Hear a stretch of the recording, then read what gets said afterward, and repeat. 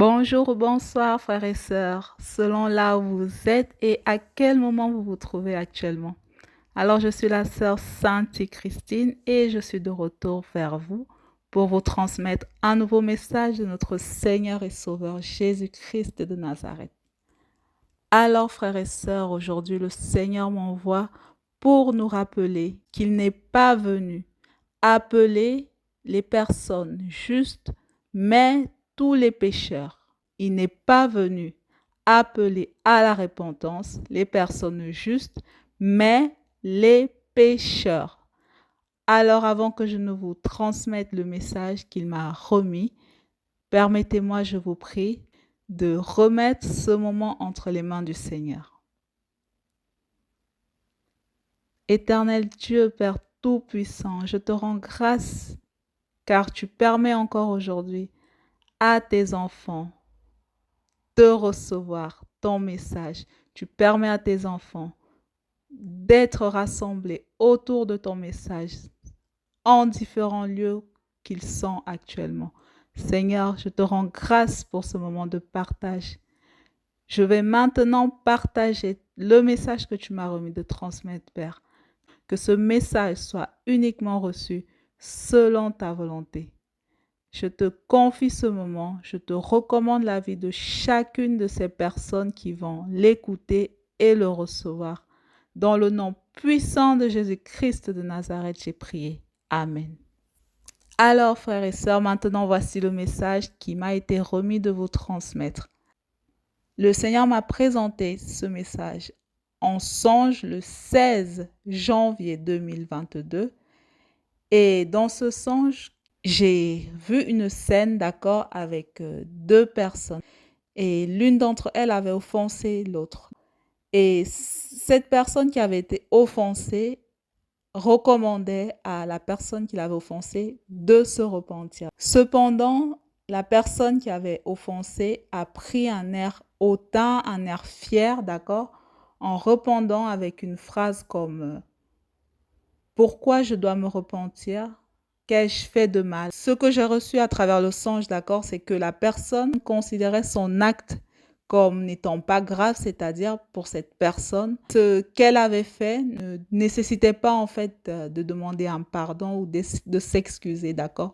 Donc c'est pourquoi cette personne avait répondu ainsi en disant qu'ai-je fait de mal? Et l'autre personne en face insistait qu'il faut te repentir. L'autre personne en face ne voulait toujours pas écouter. Ensuite, le Seigneur m'a présenté un peu comme s'il se passait dans différents endroits, d'accord? La même scène, le même type de scène, c'est-à-dire des personnes en fait qui offensent leur prochain, mais qui estiment que leur offense, d'accord, leur action n'est pas grave, d'accord? Et donc, le Seigneur m'a présenté cela dans différents endroits, d'accord? C'est comme ça que je l'ai reçu, qui se produisait le même scénario un peu partout dans le monde. Ensuite, j'ai été comme transportée, comme si euh, j'avais été sortie, en fait, je ne sais pas comment vous expliquer, sortie du monde, de la terre. Je me suis retrouvée en hauteur, d'accord? Et en dessous, qu'est-ce que je voyais? Tout était noir, en fait. En dessous, d'accord? Un grand espace, un grand vide, voilà. C'est comme ça que je l'ai reçu. Un grand vide, j'ai vu un grand vide noir, tout noir, sombre, et avec des petites lueurs comme des petits points brillants, un peu, voilà, des petits points brillants comme jaune. Et je l'ai reçu comme des lumières que je pouvais distinguer à travers ce grand vide noir, d'accord? Je distinguais des petits points à certains endroits qui brillaient, mais vraiment à certains endroits et il n'y avait pas beaucoup, d'accord? Juste à certains endroits, parfois un par là, deux, trois, voilà, vraiment à certains endroits, il y avait des petits points. Voilà ce que j'ai reçu en songe. Le Saint-Esprit m'a expliqué ensuite que cette image du vide noir avec certains points brillants à certains endroits, d'accord, que ça représentait en fait l'état dans lequel le monde où nous vivons se trouve actuellement. C'est-à-dire que le monde, en fait, tout le monde entier est plongé dans les ténèbres, que le monde actuellement dans lequel nous vivons est plongé, est dominé par les ténèbres, d'accord? Les ténèbres qui représentaient ce grand vide noir, d'accord? justement à cause du péché, à cause de nos péchés, d'accord? Le péché domine tellement que le monde entier est plongé dans les ténèbres, voilà. L'explication que j'ai reçue du Saint-Esprit. Et il a ajouté en disant que le cœur de l'homme, donc le cœur de l'être humain, a été endurci. Le cœur de l'être humain est endurci et il refuse de confesser ses péchés, d'accord? Que beaucoup pêchent et refusent de confesser leurs péchés, d'accord? Ce qui fait que le monde, justement, est dominé par les péchés parce que beaucoup, la majorité dans le monde entier, beaucoup ne confessent pas leurs péchés. Beaucoup de personnes ne se repentent pas, d'accord? Et ensuite, il m'a expliqué que les petits points, donc les petits points lumineux que je voyais, représentaient ces personnes-là qui se repentent et qui décide d'abandonner le péché, d'accord? Et cela, pour me donner comme exemple, ce que j'ai reçu, c'est que par exemple, si nous sommes 7 milliards sur la Terre, ça représentait 0, peut-être 80% de toute la population sur les 7 milliards, d'accord?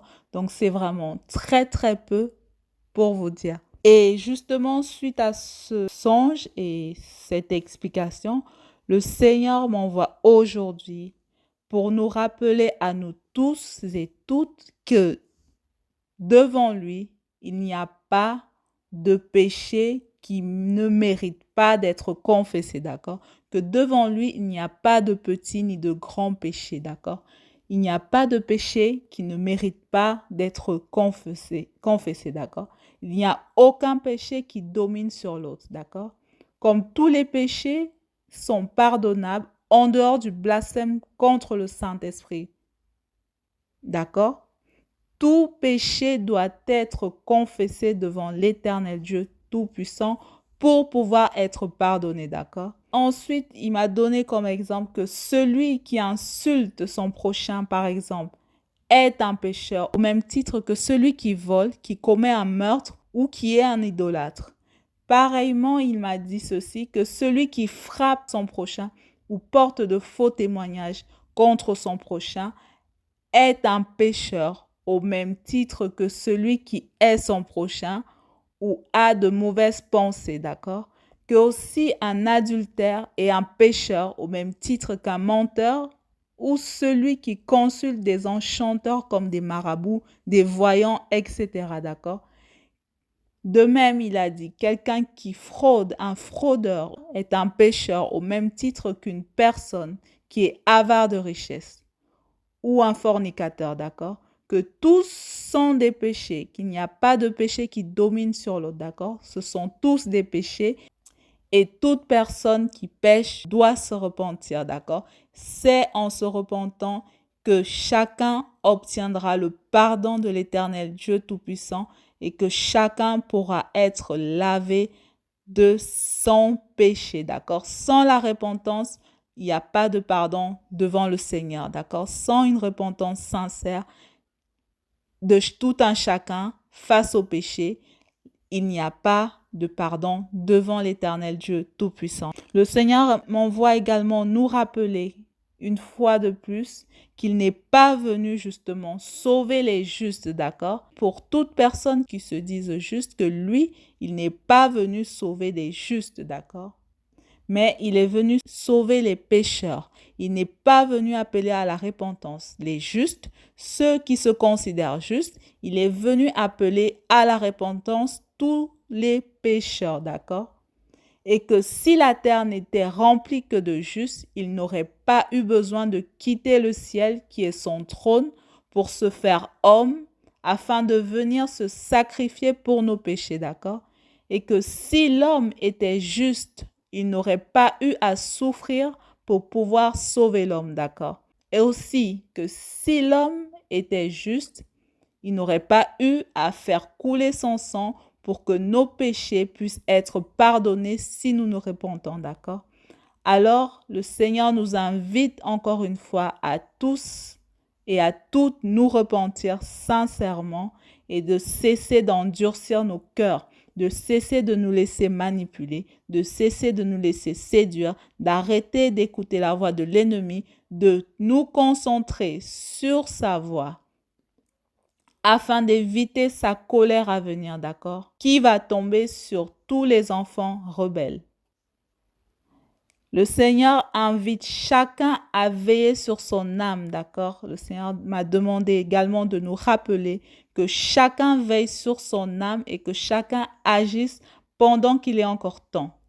Car au temps fixé, c'est à cause de tout le mal qui domine la terre que la colère de l'Éternel viendra sur la terre. Le Seigneur rappelle ceci, que celui qui est sage écoute et veille sur lui-même, afin de ne pas se laisser surprendre.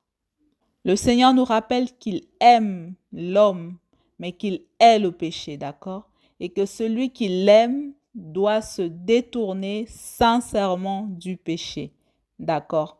Voilà le message que le Seigneur m'a remis de venir vous transmettre aujourd'hui. Je vous encourage à lire les passages qui m'ont été remis également, de vous transmettre en vous laissant comme toujours guider par le Saint-Esprit, d'accord? Mais aussi à aller écouter ou réécouter les messages précédents que je vous mettrai en lien dans la description. Je vous exhorte également à ne pas baisser la garde, car ne l'oublions pas, l'ennemi rôde encore et toujours plus, d'accord? Alors restons vigilants et faisons une introspection régulière, d'accord? Faisons-le régulièrement en nous repentant et en vivant une vie de sanctification et de sainteté selon la volonté du Seigneur, d'accord? Si le Seigneur me permet, je reviendrai vers vous très bientôt avec une nouvelle vidéo. En attendant, que le Seigneur vous guide et vous fortifie tous et toutes dans le nom puissant de Jésus-Christ de Nazareth. Amen.